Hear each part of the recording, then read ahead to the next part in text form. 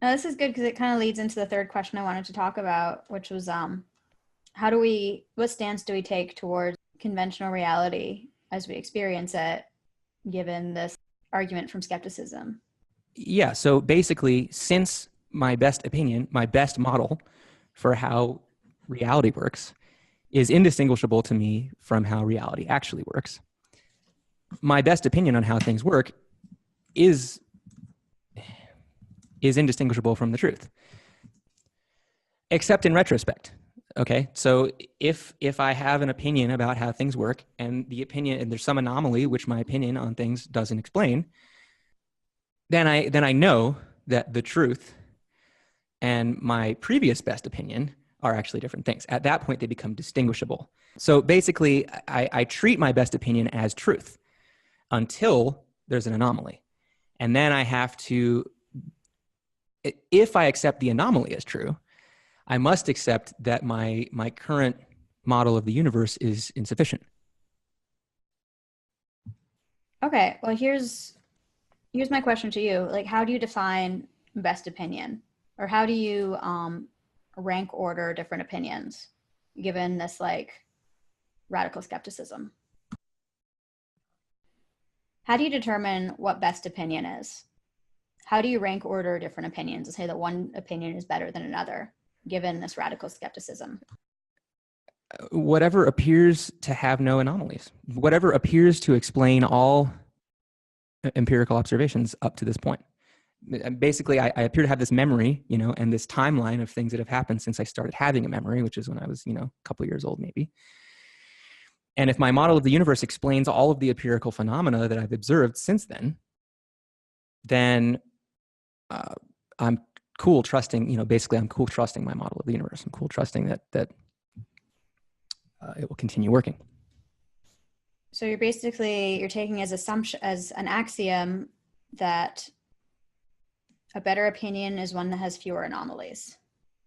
Correct. Yeah. So while we can't be certain on the absolute truth of anything, I do think that we can point to some things which are more true than others, given a certain logical framework. So for me, the way that I work with this is I have the kind of capital T truth. The only one for me is like this statement of existence that we've been trying to pin down for this whole conversation. And maybe that's the only thing that I can be sure of. But then there's a set of assumptions that I choose to live my life based around, basically because it's more enjoyable that way, and it seems like I don't have strong reason to believe that they're not true. Assumptions like I actually exist in human form, other humans actually exist, other people actually have minds, my senses, generally speaking, conform to some kind of external reality that's usually consistent. But I'm more willing to doubt those things. And then there's other truths that are kind of stacked on top of that. And there's like different ways that you can kind of stack up like how likely something actually is to be true. Like how many people believe it? What was their methodology? Are they following reason? I guess all the mathematical reasoning tools are really like back in my axioms of truth also. So there's different layers, like have I observed it myself? If I haven't observed it myself, have people who I trust observed it? Okay, how many? Okay, like how much do I actually trust that they're using good reasoning skills to detect whether or not it's true? There's a lot of those kinds of factors.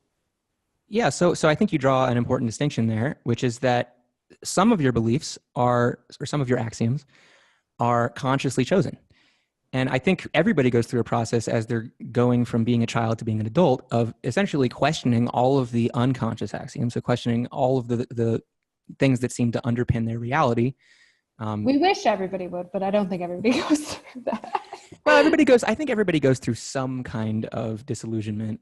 You know, I don't think everybody stays in like the exact same childish reality that, Sure. you know, their parents and society, you know, always taught them. Maybe they do, you know, maybe there are some people who are just almost literally sheep, you know, it's just, they're like, here's what society and my parents taught me. So that's what's true, you know, and they never question any of those things. And, you know, so that person has, you know, a conscious reality, which is not very sophisticated because they've never gone through and questioned why they actually believe these unconscious axioms.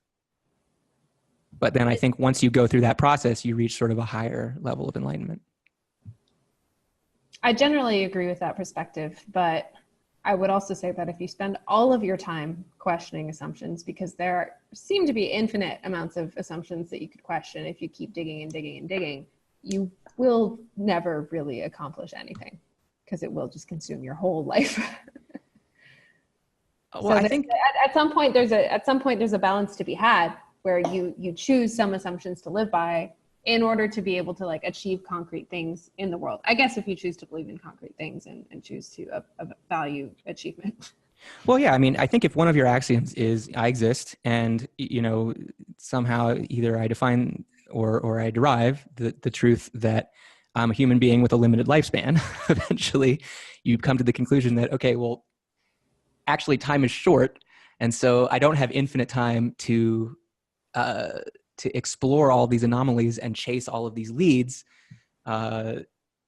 because maybe some of them are just wild goose chases, you know, basically maybe it's actually just a waste of time.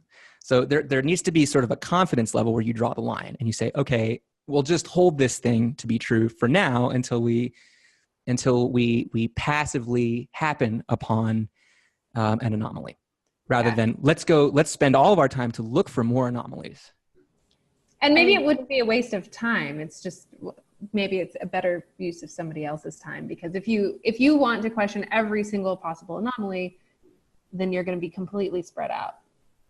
That's where it's hard to avoid this kind of like subjectivism of like everyone can just do whatever they want to, because it's hard to really motivate the idea on the basis we've discussed that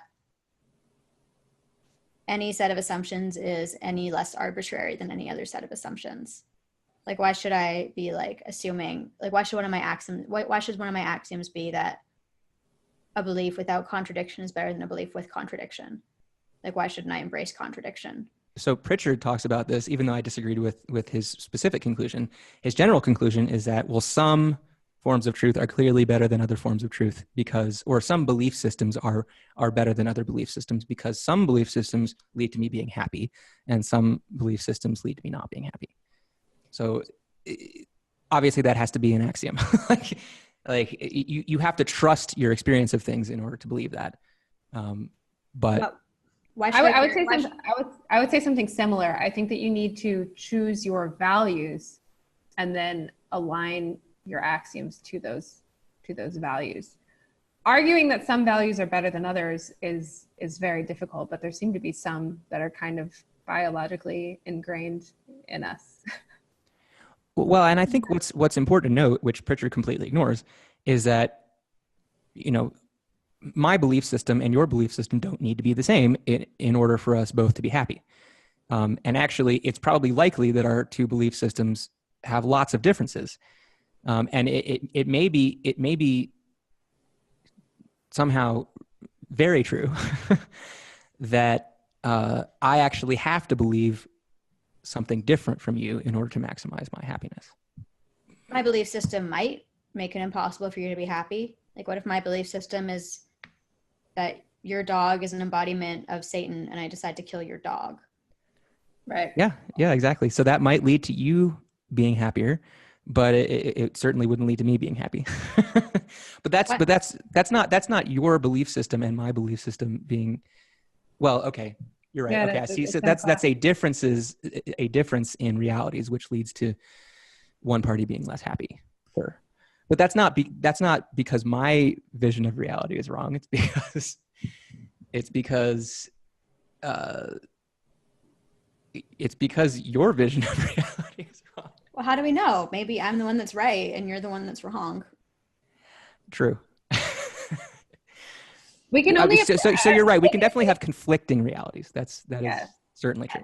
It's tricky. It's my view that we can only approximate knowledge. So it is possible that like your seemingly wacky view that my dog is Satan's spawn is wrong, or is actually the correct view, and like my more conventional view is wrong. But like, there's not a lot of reason to believe that. It's tough though. Like it's really hard, especially if us three can't even agree on if existence exists if we get down to it.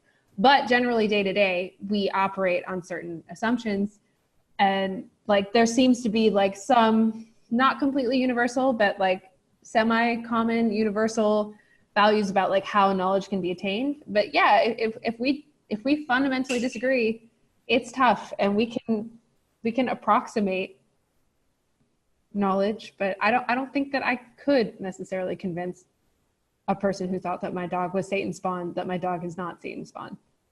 Well, I think this is where, like, you know, in some ways things need to transcend rationality a bit. Like, this is where Kierkegaard would probably point out, like, the reason you think your dog isn't Satan's spawn probably isn't because you've like reasoned from first principles.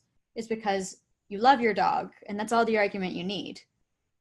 And at a certain point, like, a lot of what we believe isn't so much based on rationality, it's based on emotion and intuition, like Chris talked about earlier.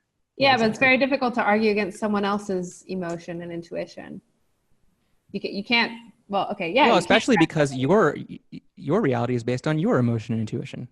Yeah, you can't, and it's very difficult to logic someone out of an emotional and intuitive belief. I mean, you would have to manipulate their emotion. I think the best you can hope to achieve is to convince as many other people as possible that your emotions and intuition are correct while the other person's are not correct. And I mean, I think this is where, I think you guys alluded to this a minute ago. Another axiom you could take on could be that if a belief is very common or universal, or if there's an emotion or an intuition that happens to be universal, and it's more likely to be true or to be pointing towards some kind of truth. Yeah. And I would say that's an axiom that sort of requires some faith, but I would also say that I believe it and act as though it's true. I do in some circumstances. Like there's a lot of areas where I think that general society is very wrong. Like that's one factor of many that I would look at to maybe indicate that something is pointing towards some truth, but it's very fallible. But there's a difference also between something being common on a societal level and being common on a species level. Like if there's something that all humans experience in common, that's different from, you know, something that all Canadians experience in common or something, you know? Yeah. Yeah, that's true. This gets really tricky, because now I feel like we're almost getting into discussions not only about like belief systems, but also about like a little bit about values and ethics, and like why should one thing be valued over another, and that's a very deep place to dive.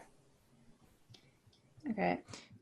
Yeah, and this conversation can continue like in all sorts of different directions. We could talk about if science is true, and we could talk about how Jordan Peterson talks about how actions come before sort of conscious explanations for those actions. First come the actions, right? And then after they've been working for a while, then we come up with an explanation for why does that action work. That's what Hume is saying. That was like kind of Hume's point, is he basically said that like, you don't touch the fire because the fire is hot.